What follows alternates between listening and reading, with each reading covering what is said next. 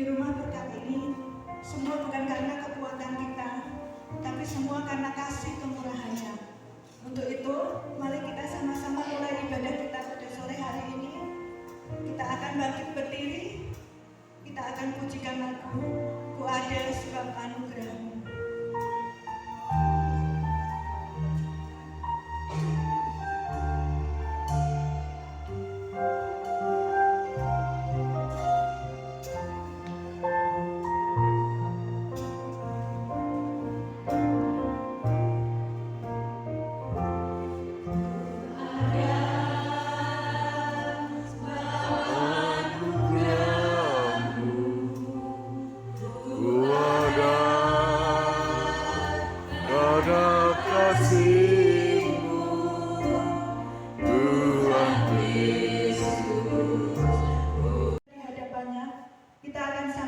Memuji Tuhan dengan sorak-sorai dan dengan penuh sukacita.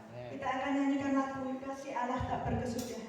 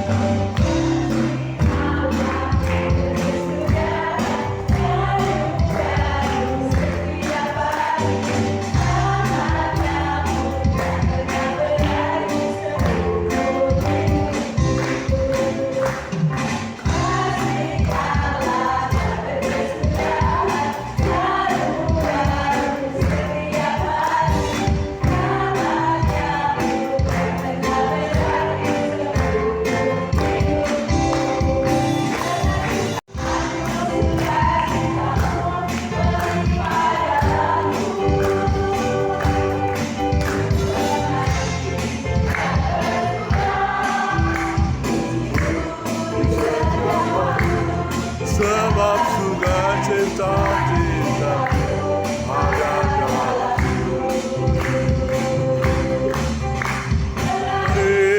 bersamamu, bersuka di dalammu, mengerti Tuhan dalam pergerakanmu.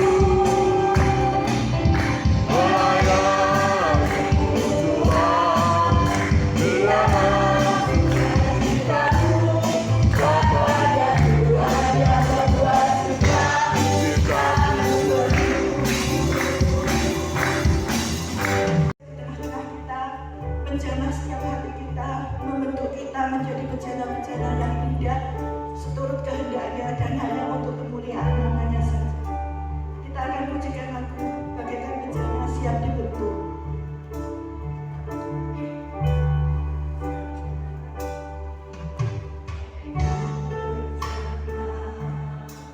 Siap dibentuk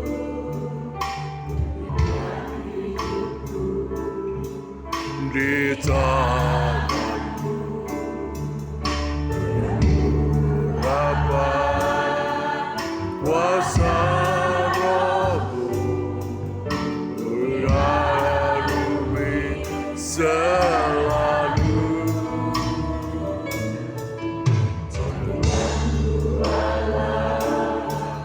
Dalam rumahmu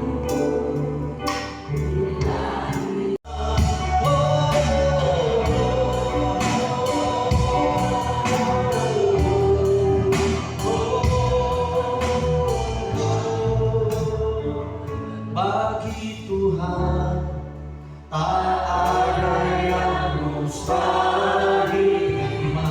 Bagi Tuhan tak ada yang tak mungkin.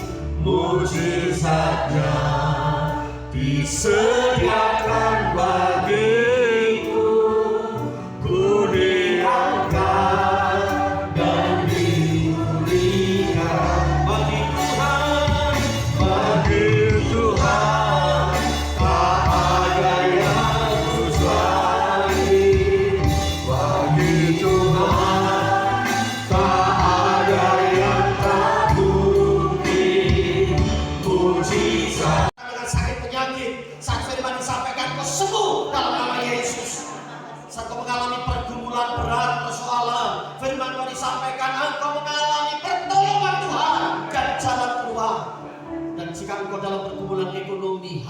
berdoa, Tuhan, berkati anak-anak-Mu, berkati mereka Tuhan, yang tertutup dibuka dalam nama Yesus. Kami percaya, sungguh percaya, kuasa-Mu dahsyat sampai saat ini.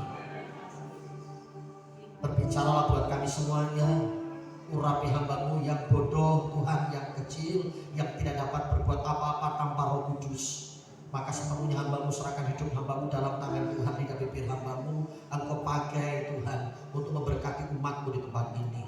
Sembunyikan kami hamba-Mu di belakang salib-Mu, dan setiap anak-anak-Mu hari ini diurapi, dilawat Tuhan. Sekali lagi kami percaya Engkau bekerja, dan kami izinkan Roh Kudus seluas-luasnya bekerja di tengah-tengah. Shalom, shalom. Apa kabar Bapak Ibu sekalian? Sehat semuanya ya? Ya, dalam hari-hari ini yang suasananya masih cukup berat sebetulnya untuk perjalanan ekonomi atau apapun, tapi saya percaya Tuhan selalu menolong anak-anaknya tepat pada waktunya. Amin. Saya bersyukur hari ini dapat bersama berjumpa dengan Bapak Ibu, kebahagiaan saya dan Bu Handa, dan kali ini Randy juga bisa bersama-sama di sini ya. Karena tadi kami pulang dari Surabaya langsung dijemput sama Randy. Standby sebentar, istirahat dulu, baru saya kesini. Sajane rotok dijem-dijem gitu kan, tapi ketemu Bapak Ibu jadi seger.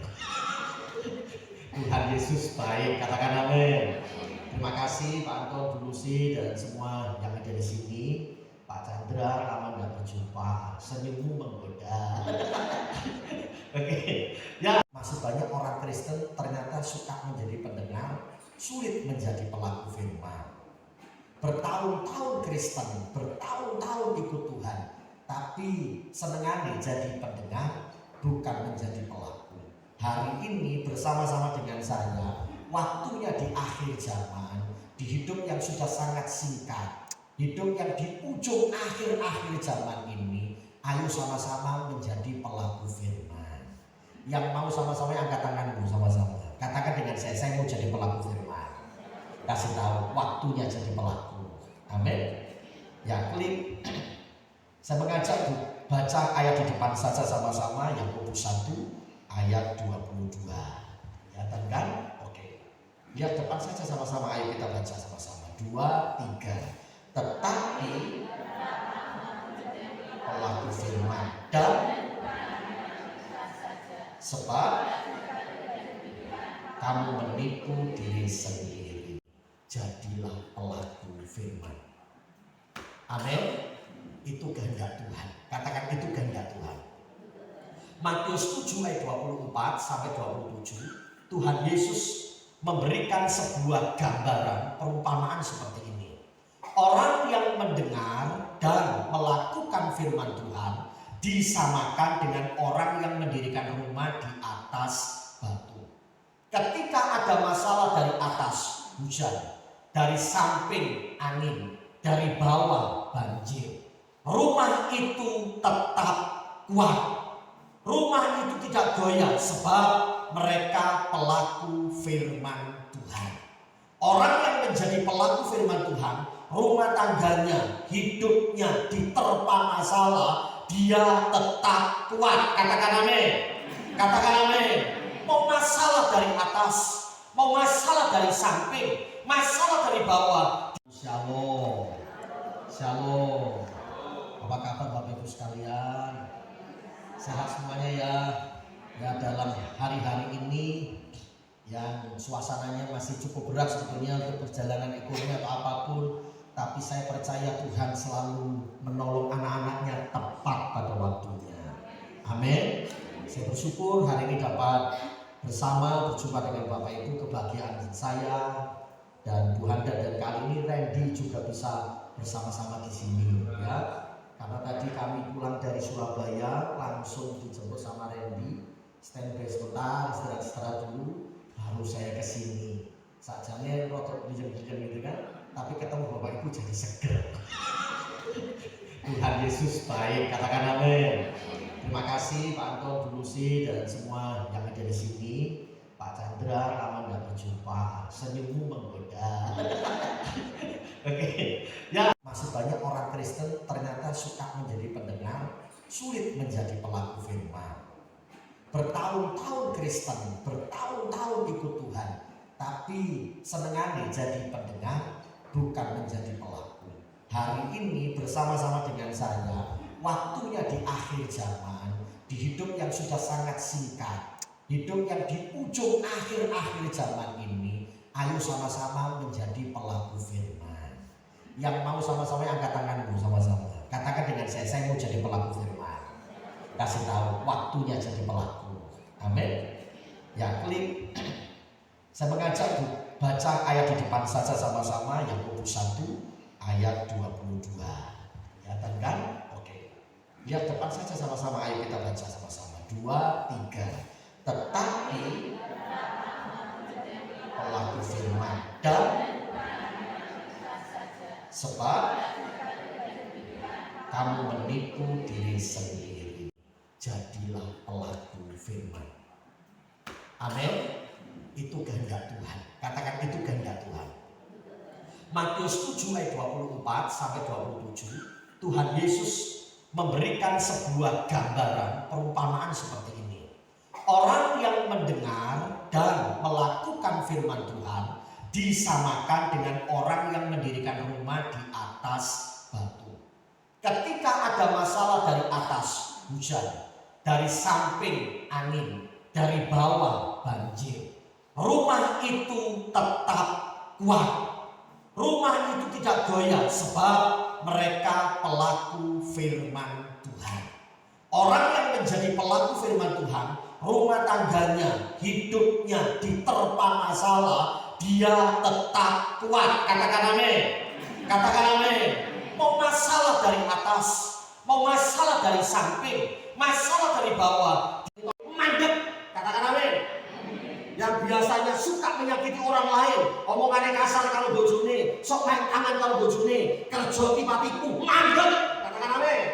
Sudah saatnya kita menjadi pelaku firman. Amin. Klik lanjut. Ya, coba lihat di sini. Realitas dunia terkait hal ini. Kenyataannya tentang ini Alkitab cenderungnya seperti ini. Orang dunia, orang cenderung lebih suka menjadi penonton, pengamat daripada menjadi pemain.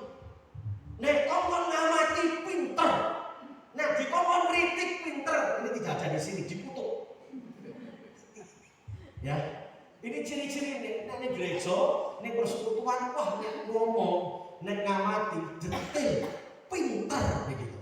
Tapi nek kon lakoni wegah, ora tanggung jawab. Nah, sama Tuhan. Itu artinya bagi Tuhan tidak ada yang mustahil. Kalau dia berjanji pasti bagi Nabi, berikan kemuliaan bagi Tuhan. Dan Tuhan yang punya Tuhan besar, saudaraku, Tuhan yang hebat. Nah akhirnya lahirlah Ishak anak kesayangan. Bayangkan Abraham senengnya luar biasa punya anak, tapi giliran anaknya sudah mulai menginjak kuat, ending kira-kira seperti ini, lalu diminta sama Tuhan. Nah, dikongkon sendiko dawuh, Abraham, aku cemburu melihat kamu suka sama anakmu. Aku tahu kamu mencintai anakmu Abraham. Tapi Abraham kali ini aku minta korbankan anakmu. Korbankan anakmu kali ini aku gak minta kambing domba, tapi anak yang kau sayangi itu. Nah di titik ini mulai mikir kita, iso rak panjenengan kalian kula sendika dawuh. Mandek, katakan amin. Yang biasanya suka menyakiti orang lain, omongannya kasar kalau bojone, sok main tangan kalau bojone, kerja tiba-tiba mandek. Katakan amin. Sudah saatnya kita menjadi pelaku firman. Amin.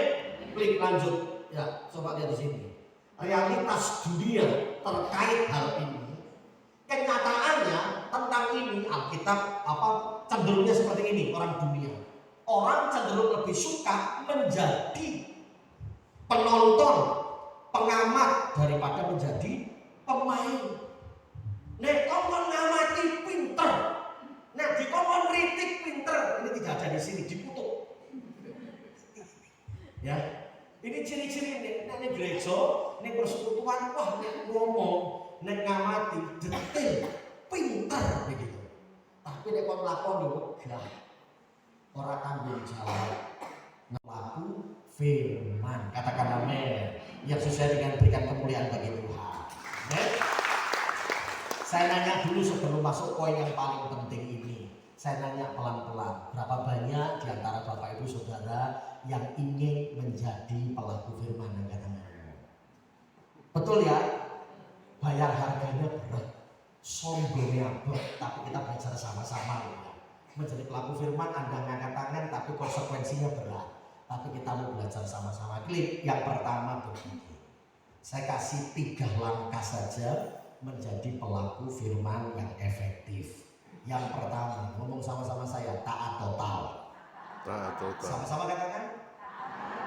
Jadi taat total. Ibrani 11 ayat 8. Coba sama-sama dibaca ini. 2, 3. Karena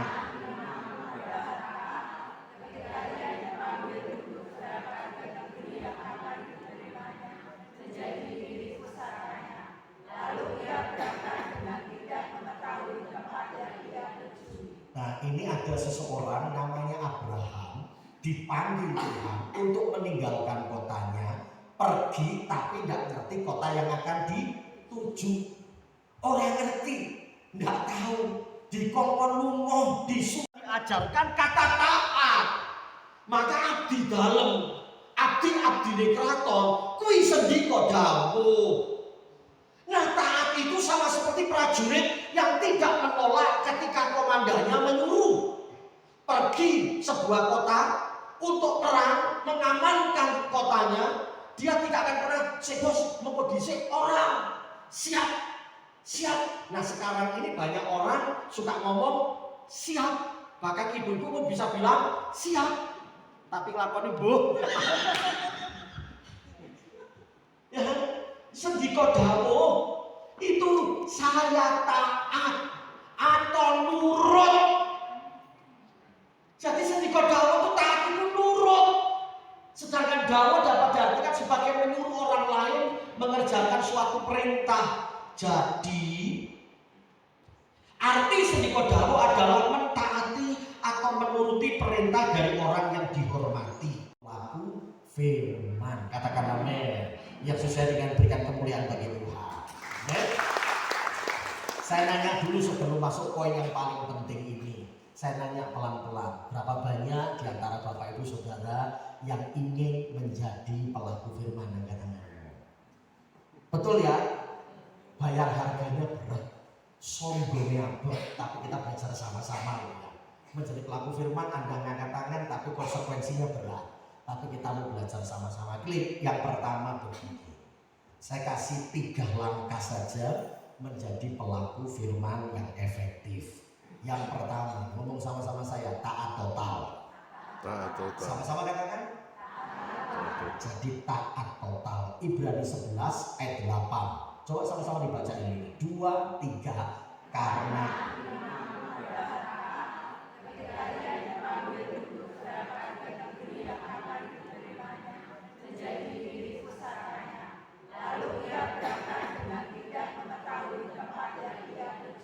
nah ini ada seseorang namanya Abraham dipanggil Tuhan untuk meninggalkan kotanya, pergi tapi tidak ngerti kota yang akan dituju. Orang ngerti, tidak tahu, dikongkon lungoh, disuruh. Ya, tangannya begini sama-sama saya. Ayo, sama-sama percaya total. Sama-sama baca Roma 4:18, sama-sama cepat. 2, 3. Sebab sekalipun tidak ada, namun berharap juga dan bahwa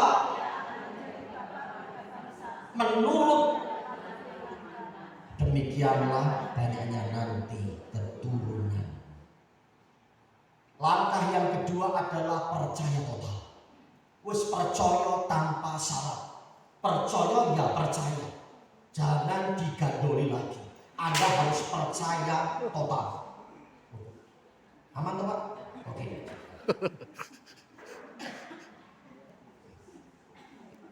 Percaya sing tenanan, Bapak Ibu. Ya, ini karena saking urapannya berbeda.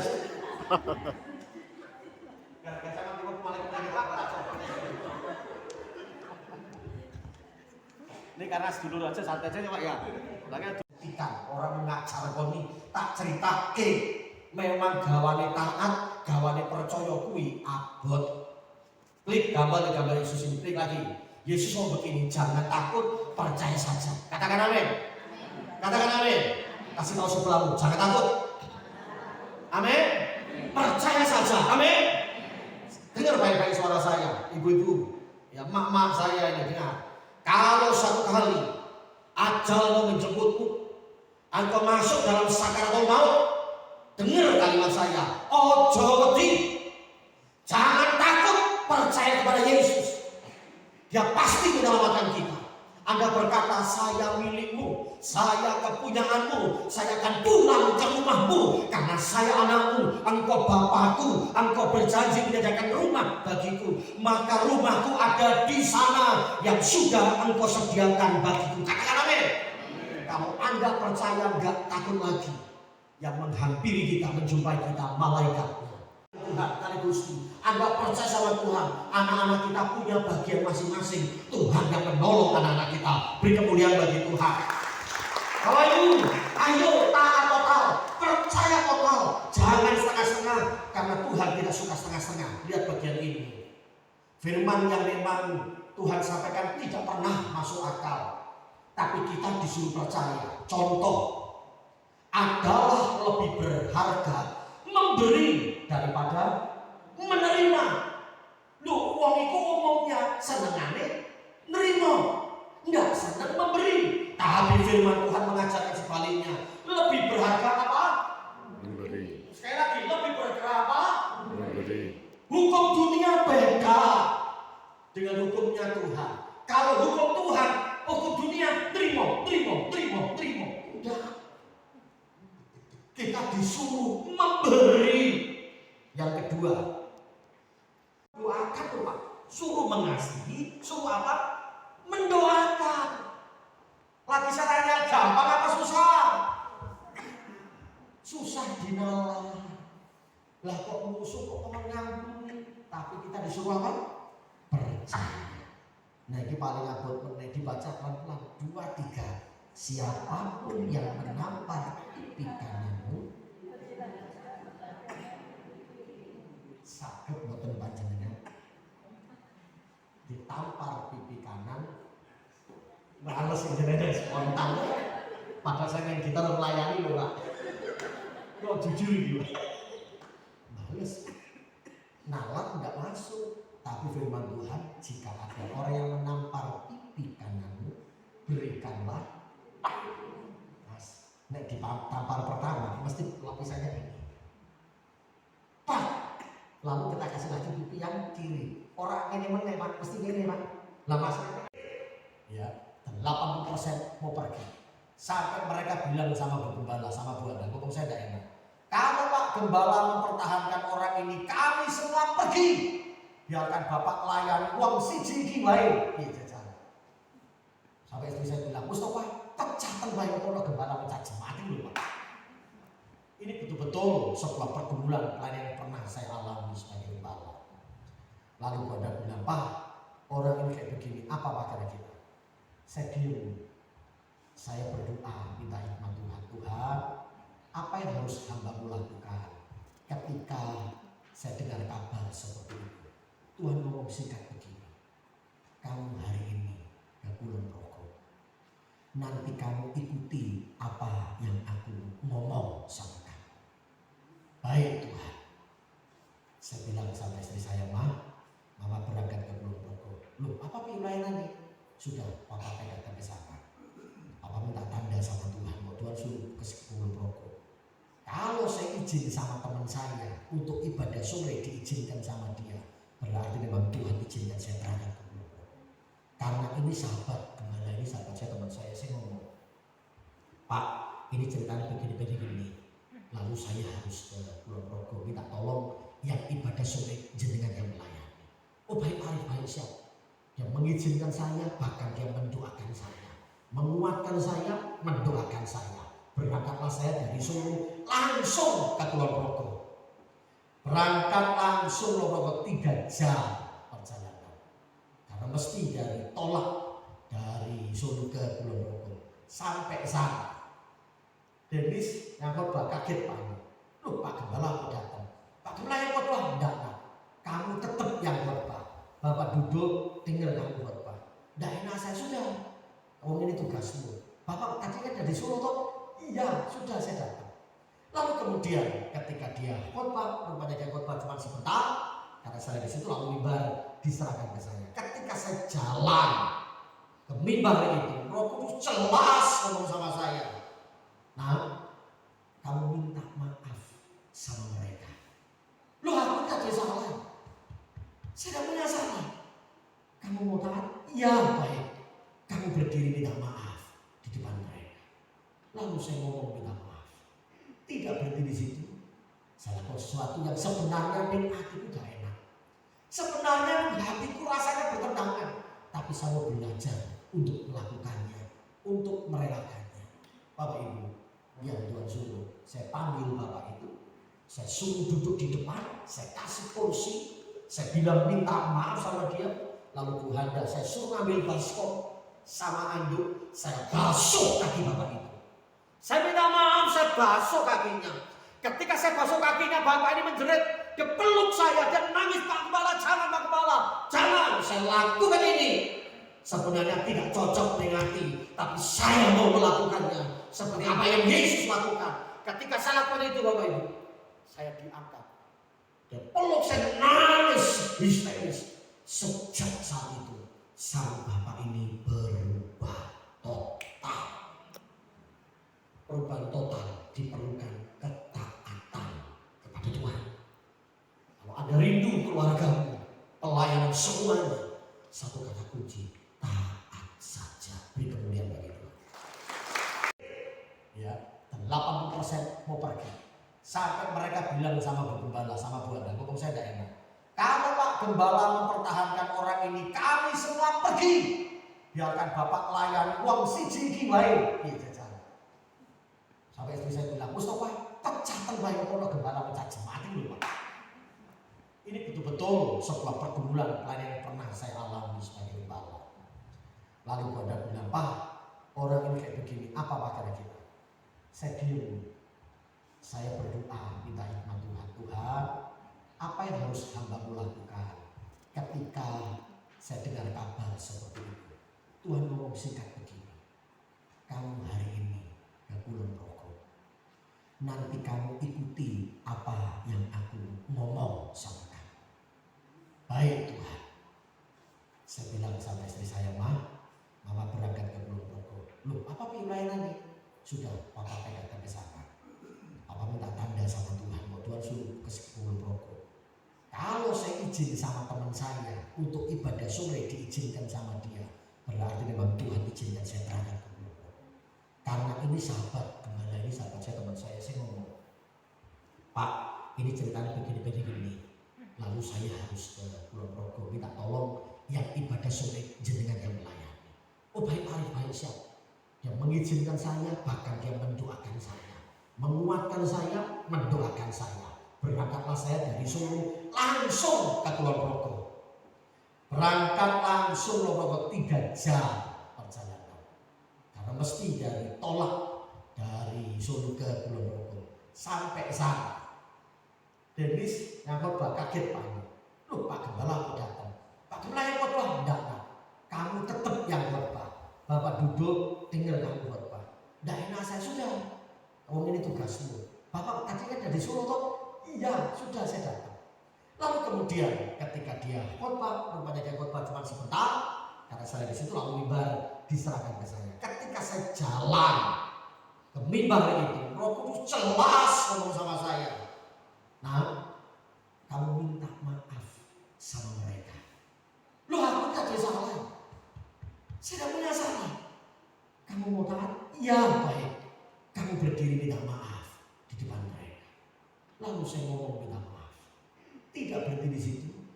Saya lakukan sesuatu yang sebenarnya di hatiku gak enak. Sebenarnya di hatiku rasanya bertentangan. Tapi tapi saya mau belajar untuk melakukannya, untuk merelakannya. Bapak Ibu, yang Tuhan suruh, saya panggil Bapak itu, saya suruh duduk di depan, saya kasih kursi, saya bilang minta maaf sama dia, lalu Tuhan saya suruh ngambil baskom sama anduk, saya basuh kaki Bapak itu. Saya minta maaf, saya basuh kakinya. Ketika saya basuh kakinya, Bapak ini menjerit, dia peluk saya, dia nangis, Pak Kepala, jangan Pak Kepala, jangan. Saya lakukan ini. Sebenarnya tidak cocok dengan hati, tapi saya mau melakukannya seperti apa yang Yesus lakukan. Ketika saya lakukan itu, Bapak Ibu, saya diangkat. Dan peluk saya nangis histeris. Sejak saat itu, sang Bapak ini berubah total. Perubahan total diperlukan ketaatan kepada Tuhan. Kalau ada rindu keluargamu, pelayanan semuanya, satu kata kunci, taat saja. Beri kemuliaan bagi Tuhan. Pelaku firman Tuhan, apa mengangkat tangan Tuhan, jamaah.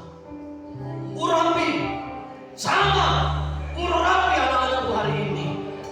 Hamba berdoa kekuatan baru turun atas mereka. Kekuatan baru turun atas mereka. Sehingga pribadi mereka hari ini bukan jadi pribadi biasa, tapi disebut sebagai anak-anak Tuhan yang taat, yang percaya, dan yang berserah total kepada Tuhan. Sehingga berkenan memberkati hidup mereka. Yang terbaik dari Tuhan dinyatakan atas umat-Mu. Terima kasih Bapa, kami bersyukur firman-Mu, bersyukur untuk lawatan-Mu. Engkau menjamah melawat kami semua. Dalam nama Tuhan Yesus, kami bersyukur berdoa. Yang diberkati Tuhan sama-sama katakan amin.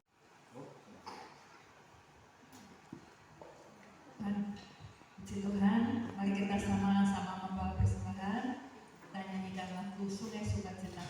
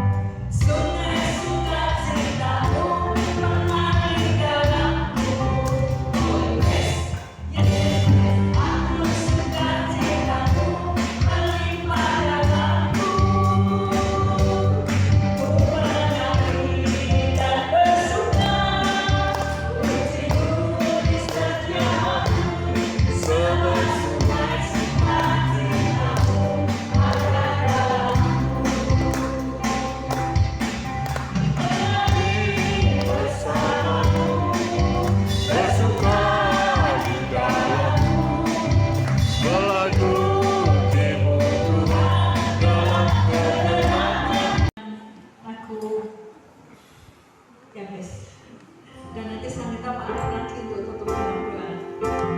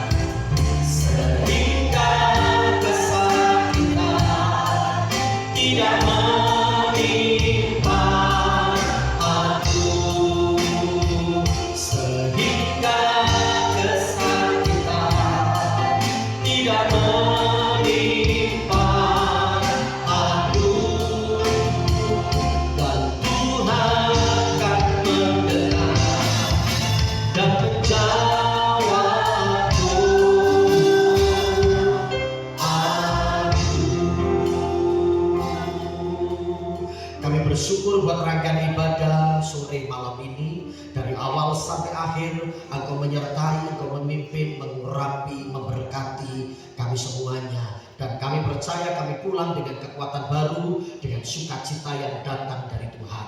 Dan sebentar kami tinggalkan tempat